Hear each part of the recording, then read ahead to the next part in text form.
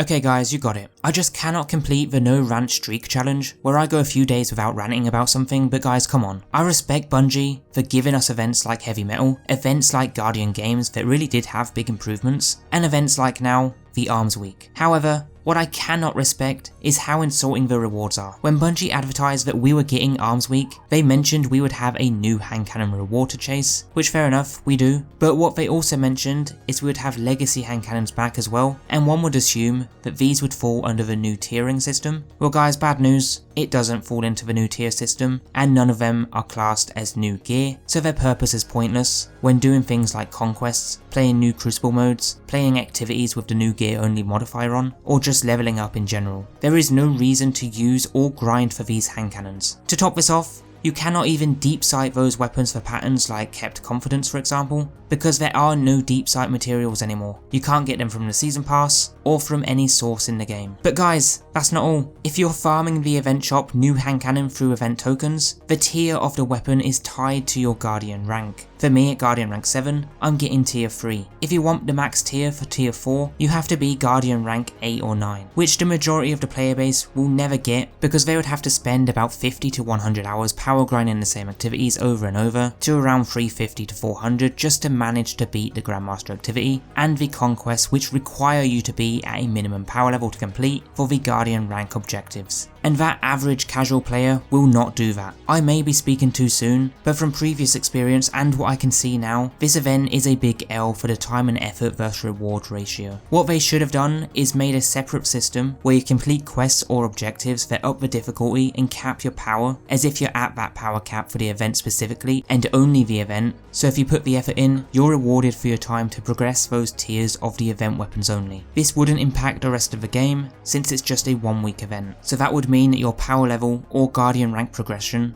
would not matter. The difficulty wouldn't change, but it would mean it would be more accessible for new and returning players. I mean, isn't that what they want anyway? They focus on new players all the time, but then they add a requirement and cap the highest tier reward behind a 100-hour grind. Kinda dumb if you ask me. Rant over.